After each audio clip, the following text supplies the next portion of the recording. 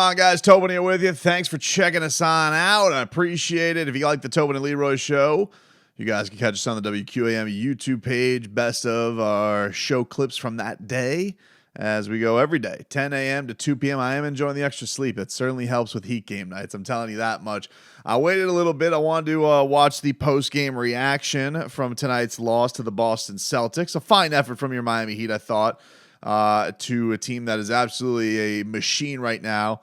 They win 134 to 121. It was closer than that, and I don't feel like I sound like a wimp when I say that. I do feel like genuinely that game was a lot closer than a 13-point loss, although I'm sure people who took the Celtics were thrilled with that one. I'm not even sure what the spread was, but I'm sure that they covered by the end of that one. Jayson Tatum was an absolute behemoth tonight, as his MVP candidacy continues to get cemented, but he had 49 points tonight, 15 to 25, was a monster from downtown.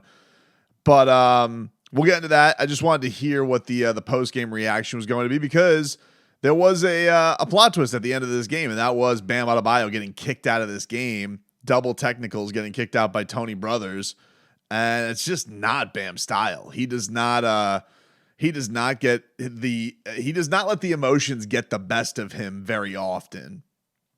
And it's happened a little bit more this year. I remember asking him about it earlier this year. And I remember him joking about he's like he had one slip. He goes, "Damn, that's going to be 2,500 immediately." I know. And so he's definitely going to get fined for his post-game comments today. And that was going to be important. And that was what was important to me before we get into this game, because one of the things that frustrated him, the Heat only went to the free throw line 9 times tonight.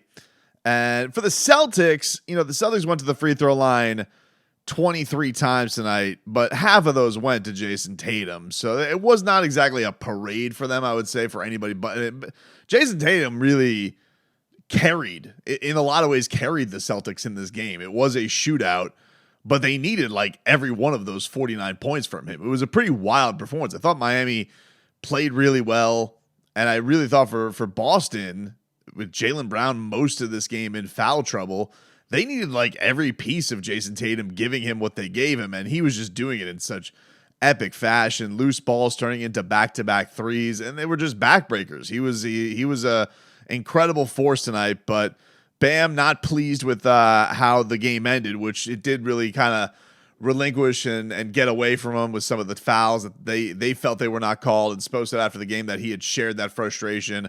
And here was Bam on his ejection. I mean, it's almost a testament to what you've been doing. How frustrating was it when even Spo said on the last one, it was kind of obvious you got grabbed? I mean,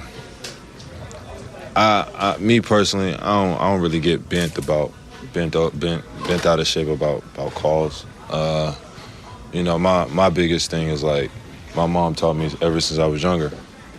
If somebody talking to you, look at them dead in their eyes. I feel like that's unprofessional when, players try to come talk to you and you don't look at them and, acknowledge them. I feel like that has to be addressed.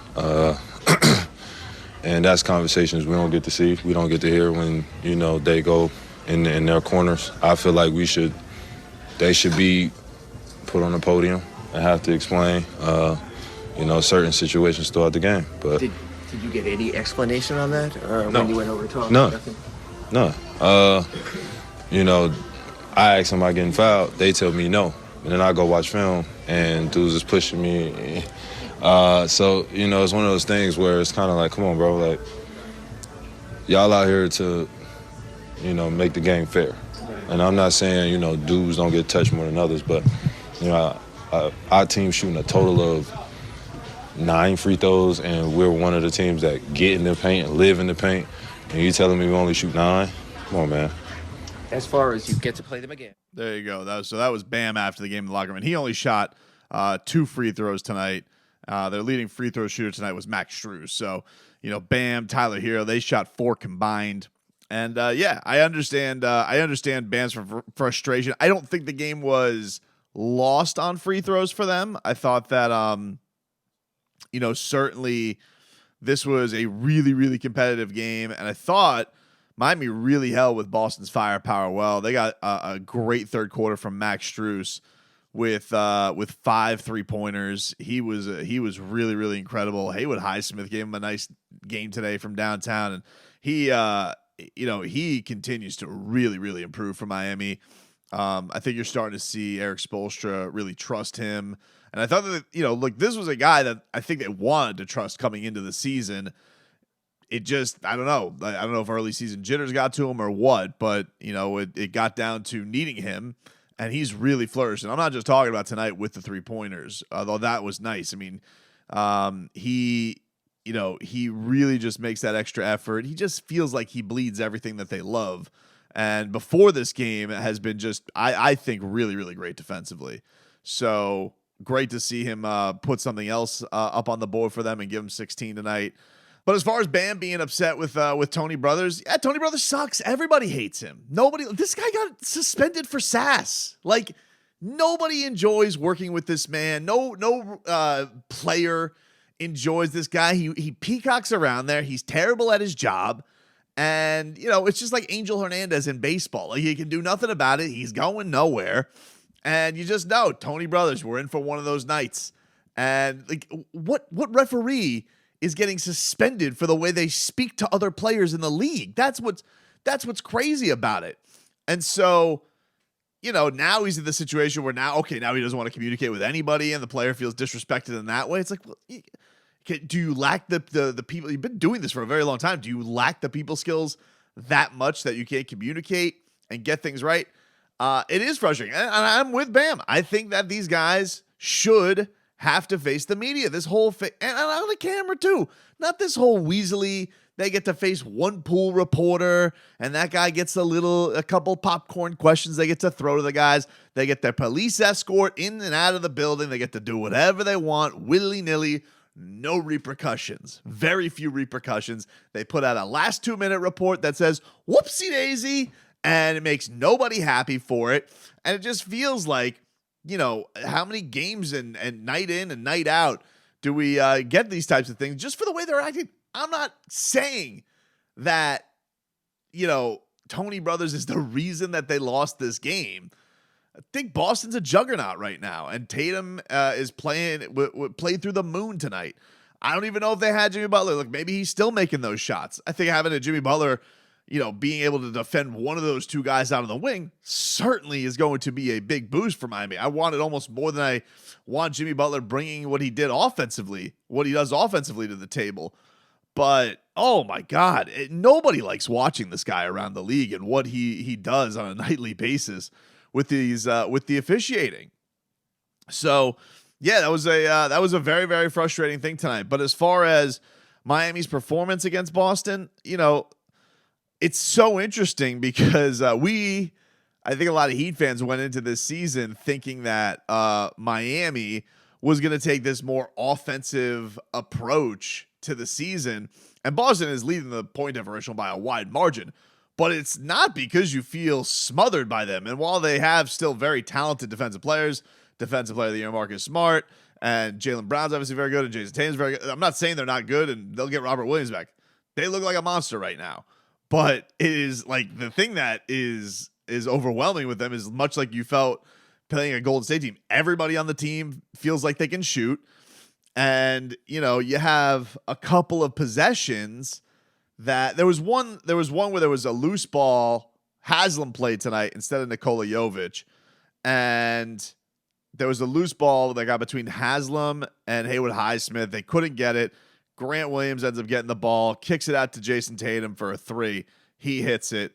Another loose ball, fast break, Tatum, 3 top of the key, bang, and put the Celtics back up 9 after I think it got into within like 3 in the third quarter, and it's just like all that work Miami had to do to close the gap. It was gone in a couple of possessions, and that is the type of thing with the offense humming like the way it is for Boston that feels almost more overwhelming than what they were last year, which was these were a lot of games in the mud between Boston and Miami. I mean, they really slugged it out in the sludge, and there were some ugly games and a lot of turnovers and games decided by free throws. And so a lot of Miami fans came into this year thinking that Miami would, with the loss of PJ Tucker, was going to take on this offensive kind of identity. In Miami, it's been hard to gauge because, Jimmy and Tyler, one or the other has really been out all year, essentially. And you don't really know what the whole fruition of this team is together, what it's going to look like. But Boston, you do. And they are sharing the ball like crazy. Jayson Tatum, for now, seems like he's playing with an even greater air of confidence. And yeah, the Malcolm Brogdon addition to them has been absolutely monstrous. He's hard to contain. He's a hard guy not to foul. He can knock down shots. And, it just is that great secondary playmaker. And I think is the addition that they made that's very tangible that while Miami, I think, is getting improvement from Bam and is seeing some growth from one of their stars, that next addition that they've had has not really come to the surface yet. So Boston looks great right now, but I do think that the one thing I'll say about this Miami team, and I haven't been making a lot of sweeping judgments on them so far this year because I think that, and spoke much to some of this after the game today, is that I really do like, with some of the injuries that have gone on, I do like the fight that I'm seeing with them. I do like a lot of the things that are coming together for them. Even if the results haven't all been there, I feel like they have been in a lot of these games. They have not looked lifeless and listless in a lot of these games. And then you add on top of it, you're going to get Jimmy Butler back soon. And it sounds like we're close to getting Victor Oladipo back as well. So it does feel a little bit like the cavalry's coming together and the heat and then the health is finally going to be there for Miami. And certainly you could hopefully limit the minutes of Kyle Lowry a little bit more to have him playoff ready, because that was a huge blow last year in the playoffs, not having him be an effective player and not having him be healthy. But the one thing that I have liked so far in these measuring stick games and games against, true contenders so far, I think that, with the Golden State game, they showed up. They look great against defending champs. I know Golden State wasn't going through the best right now, but they had their full squadron and they have started to turn things around. That best win of the season still to me is that Phoenix Suns game. And we see what Jimmy Butler does against an elite scorer like he does against a Devin Booker on a night like that, and why it's so valuable to have him in a game where Jayson Tatum is playing like this. And I thought tonight against Boston, I think I acknowledge I could see, I definitely get the hype on Boston and understand why everybody is gaga over them. I thought, like last year they were clubbing everybody over the head too, but a lot of it was on this defensive side. The firepower that they have was very, very impressive. But, it was also an all-world performance from Jayson Tatum tonight.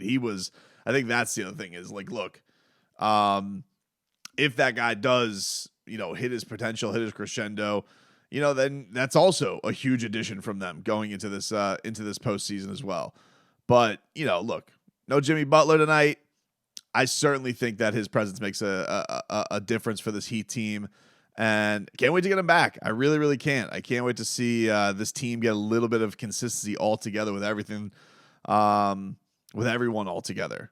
But I thought that Miami really was going blow for blow with Boston tonight, and in a shootout, they had the best player by a long shot, and he really stepped on their neck in those last 3 minutes and made it look a lot prettier for him. They were gunning for that 50 points. He almost got it.